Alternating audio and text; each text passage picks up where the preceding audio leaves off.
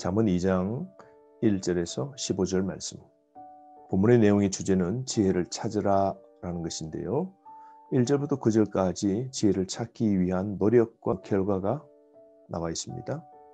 1절부터 4절까지 말씀을 보면 지혜는 지혜를 찾는 자의 것이 되고 지혜를 의지적으로 찾아야 하며 구해야 하며 간직해야 됨을 강조하고 있습니다. 그러므로 지혜를 찾고 얻기 위하여 전적인 헌신을 각오하라는 겁니다. 마치 보화를 찾는 것처럼 지혜를 찾아야 한다는 것이죠. 2절 말씀, 내 길을 지혜에 기울이며 내 마음을 명철에 두며 3절, 지식을 불러 구하며 명철을 얻으려고 소리를 높이며 4절, 언을 구하는 것 같이 그것을 구하며 감추어진 보배를 찾는 것 같이 그것을 찾아야 된다는 것이죠. 3절에 지혜는 그저 얻어지는 게 아니라 구하는 자만이 얻게 되는 것이죠. 그러므로 전심을 다하여 지혜, 말씀을 보고 깨닫고 찾기 위하여 우리는 추구해야 된다는 것이죠. 지혜를 얻기 위하여 최선을 다해야 되는 겁니다. 왜냐하면 지혜는 귀한 것이고 금, 보배만큼 보배보다 더 귀한 것이 바로 지혜이죠. 그러므로 보화를 구할 때도 귀한 것일수록 큰 대가를 치르지 않습니까? 큰 대가를 지불하고서라도 얻어야 되는 것처럼 우리는 지혜를 위하여 최선의 노력을 다해야 됩니다. 보화를 찾는 것처럼 우리는 지혜를 찾고 깨닫고 말씀을 듣고 읽고 보면서 하나님 말씀의 깨달음을 반드시 얻어야 되는 것이죠. 5절부터 8절에는 지혜를 찾은 결과가 나오는데요. 지혜로 얻은 거룩한 보호가 따르게 됩니다. 5절 말씀, 하나님을 알아야 하나님을 두려워하게 되는데요. 하나님을 아는 것과 하나님을 두려워하는 경애는 짝입니다. 하나님을 알아야 하나님을 두려워하죠. 여호와 두려움, 경외는 즉 하나님 아는 지식이 많으면 많을수록 더욱 하나님을 경외하게 되는 지혜로운 삶을 살게 되는 것이죠. 하나님을 경외하는 것이 지혜의 시작입니다. 하나님을 경외하는 것이 지혜의 궁극적 목표이죠. 6절 말씀, 대저 여호와는 지혜를 주시며 지식과 명철을 그 입에서 내신다라고 말씀하시죠. 여러분, 여호와가 지혜의 원천입니다.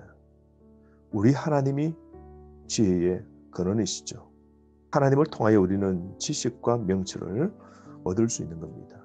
7절 말씀, 여호와께서 지혜와 지식과 명철을 주신다는 것이죠.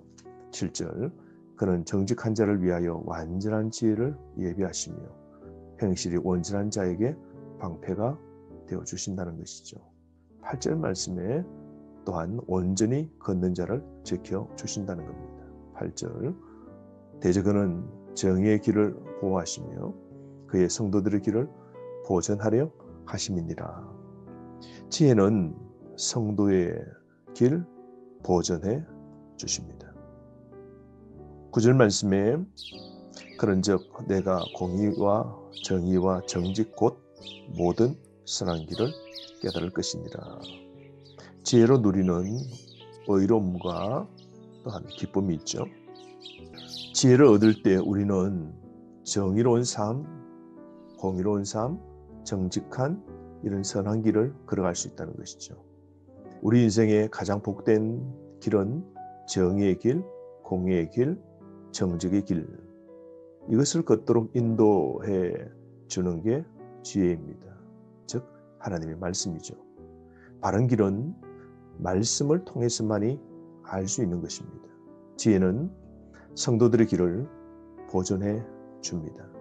다시 한번 정리해보면 2장 1절부터 4절까지 지혜를 구하는 자세가 있는데요. 첫 번째로 전적으로 지혜를 받아야 합니다. 전적인 수용의 자세가 필요하죠. 1절입니다.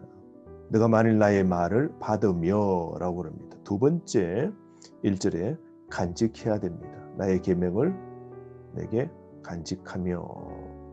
우리는 그 지혜를 간직하기 위하여 구하는 자세가 필요합니다. 세 번째로 2절인데요. 지혜에 귀를 기울여야 됩니다. 내 귀를 지혜에 기울이라 그러죠. 네 번째로 2절인데요. 마음을 명철에 두어야 됩니다. 세상과 재물과 다른 것에 우리의 마음을 빼앗기면 안 됩니다. 명철, 즉 지혜를 얻는 것에 마음을 두어야 됩니다. 다섯 번째로 불로 구하며 소리를 높여 부르짖어 지혜를 구해야 됩니다. 3절 지식을 불로 구하며 명철을 얻으려고 소리를 높여야 되는 것이죠. 여섯 번째로 지혜를 구하고 찾아야 됩니다. 4절입니다.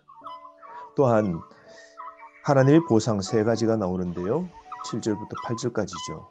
첫 번째로 7절에 정직한 자에게는 완전한 지혜를 예비해 주시고요. 두 번째로 온전한 자에게는 방패가 되어 주십니다. 7절이죠. 세 번째로 성도를 보호하고 보존해 주십니다. 8절이죠. 10절부터 22절까지 보면 지혜로 얻는 유익을 말씀하고 있는데요. 지혜를 통하여 우리는 어떤 유익을 얻게 될까요? 그것은 10절 말씀, 지혜를 통해 만족을 얻게 됩니다. 곧 지혜가 내 마음에 들어가며 지식이 내 영혼을 즐겁게 할 것이요 라고 그러죠.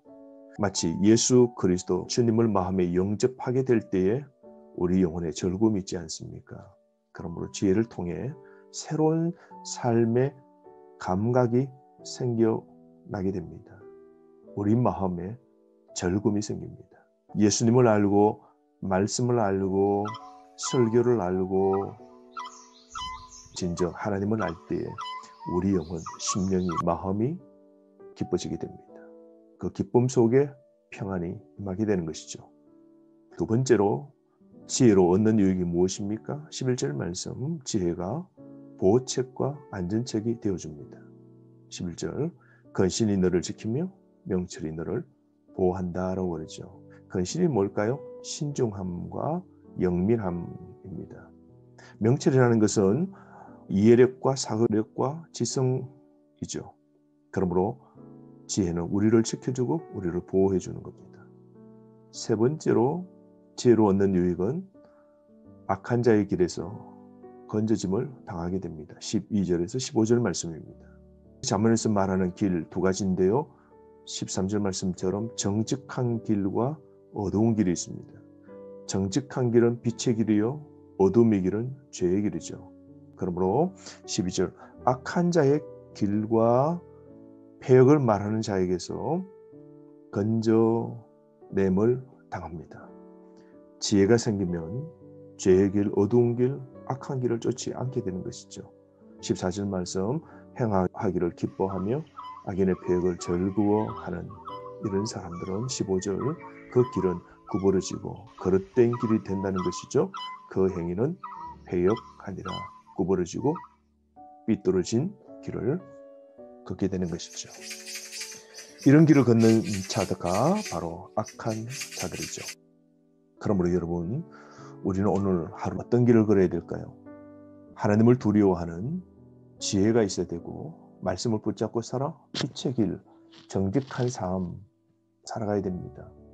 오늘 하나님이 주시는 그 명철을 얻고 공의와 정의와 정직을 행하고 하나님 주시는 그 지식을 가지고 세상 속에서도 빛처럼 거룩하게 바르게 살아감으로 하나님의 보호하심을 받고 하나님이 주시는 마음의 즐거움과 기쁨이 넘치는 삶을 우리가 살아가야 되지 않겠습니까? 오늘 하루 죄악 가운데 거하지 말고 끝까지 말씀의 길 묵상한 오늘 말씀을 붙잡고 잠언이 말하는 지혜로운 자, 지혜로 삶을 채워가는 하루 되기를 원합니다. 말씀으로 승리하세요.